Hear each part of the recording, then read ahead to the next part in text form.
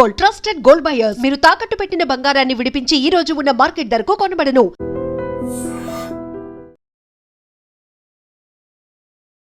వరుసగా రోడ్డు ప్రమాదాలు, అది కూడా ఆర్టీసీ బస్ లేదంటే బస్కి సంబంధించిన ప్రమాదాలు చాలా పెద్ద ఎత్తున ఈ మధ్య కాలంలోనే జరుగుతున్న పరిస్థితి. ఘోర రోడ్డు ప్రమాదం ఈరోజు తెల్లవారుజామున మరోసారి జరిగింది.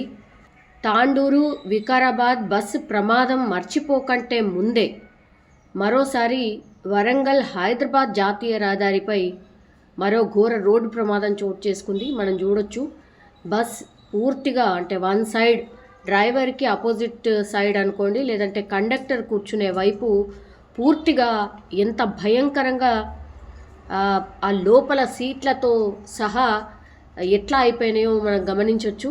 ఈ తెల్లవారుజామున జరిగింది. యాక్చువల్లీ ఇది జనగామ జిల్లా రఘునాథపల్లి మండలం నిడికొండ గ్రామం సమీపంలో అయితే ఈ రోడ్డు ప్రమాదం అయితే జరిగింది. ఆర్టీసీ బస్ ఏదైతే ఉండిందో ఆగి ఉన్నటువంటి ఒక ఇసుక లారీని వెనుక నుంచి ఢీకొట్టింది. స్థానికులు అట్లాగే పోలీసులు అండ్ అక్కడ ప్రమాదం జరిగిన ప్లేస్లో చూసినప్పుడు ఈ రోడ్డుపై ఆగి ఉన్నటువంటి లారీ, ఇది TG07 UK 5469 అనే నంబర్ గల లారీని Warangal depot RTC bus TG03Z 0046 వెనుక నుంచి బలంగా ఢీకొట్టింది. యాక్చువల్లీ ఆ ప్రాంతంలో స్థానికులు చెప్పినటువంటి వివరాల ప్రకారం అయితే చాలా చిమ్మ చీకటిగా ఉంటుంది, స్ట్రీట్ లైట్స్ కానీ ఏవి కానీ ఉండవు. అండ్ దగ్గర అక్కడ ఈ సంవత్సరంలోనే అంటే జనవరి నుంచి నవంబర్ వరకు ఈ కొన్ని ప్లేసెస్ ఉంటాయి, అంటే యాక్సిడెంట్కి సంబంధించి జరిగే అవకాశం ఉన్నటువంటి ప్లేసెస్ ఉంటాయి. సో అట్లాంటి ప్లేసే ఇది. దగ్గర పెద్ద ప్రమాదాలు ఒక 20 వరకు ఈ సంవత్సరంలోనే జరిగాయి. ఇప్పుడు ఈ ప్రమాదంలో స్పాట్లోనే పూర్తిగా 2 ప్రయాణికులు చనిపోయినరు. అండ్ అటువైపు కూర్చున్న 6 ప్రయాణికులకు తీవ్ర గాయాలయ్యాయి. కొంతమంది పరిస్థితి సీరియస్గా ఉన్నట్టు స్థానికులు చెప్తూ ఉన్నారు. మృతుల పేర్లు వచ్చేసి పులమాటి ఓం ప్రకాష్, ఆయన దిండిగల్లో ఉంటారు, అండ్ నవదీప్ సింగ్, ఆయన హనుమకొండ వాసి. సో వీళ్ళిద్దరు కూడా స్పాట్లోనే చనిపోయినరు. గాయాలైనటువంటి వాళ్ళని మాత్రం దగ్గరలో జనగామ ఏరియా ఆసుపత్రి ఉంటుంది కాబట్టి జనగామ ఏరియా ఆసుపత్రికి తరలించి చికిత్స అందిస్తున్నటువంటి పరిస్థితి అయితే కనిపిస్తోంది.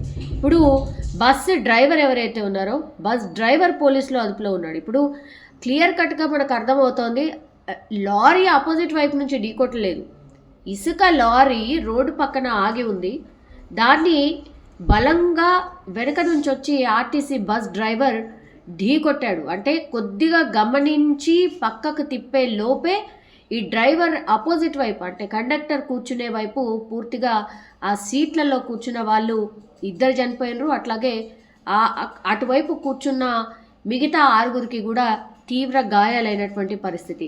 సో ఇట్లా వరుసగా ప్రమాదాలు జరుగుతున్నాయి. నెగ్లిజెన్స్ ఎవరిది? తెల్లవారుజామున లేకపోతే మిడ్ నైట్ ప్రాంతంలో ఈ ప్రమాదాలు జరుగుతున్నాయి. అండ్ రోడ్ సైడ్ ఈ లారీ ఎందుకు ఆగి ఉంది? మేబీ ఆ లారీకి సంబంధించి రిపేర్ ఉంది కాబట్టి ఆ లారీ ఫుల్ లోడ్తో ఉంది.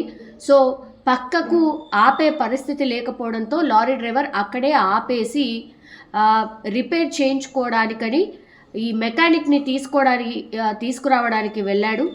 ఆ టైంలోనే ఈ ప్రమాదం జరిగినట్టుగా స్థానికులు అట్లాగే పోలీసులు ఒక నిర్ధారణకైన వచ్చినటువంటి పరిస్థితి. ఇప్పుడు ఆర్టీసీ అంటే ప్రభుత్వం నడిపిస్తున్నటువంటి ఆర్టీసీ సేఫ్, అందులోనే జర్నీ సేఫ్ అని మనం చాలా టైమ్స్ చెప్పుకున్నాం. కానీ మొన్న చేవెళ్ళలో జరిగినటువంటి ఘటన అనుకోండి, లేదంటే ఇప్పుడు మరోసారి ఈ ఘటన అనుకోండి, లేకపోతే వరుసగా జరుగుతున్నటువంటి ఘటన అనుకోండి, అసలు ఏ బస్సు ప్రయాణం కూడా సేఫ్ కాదా అన్నదానికి ప్రజలైతే వచ్చేసినటువంటి పరిస్థితి.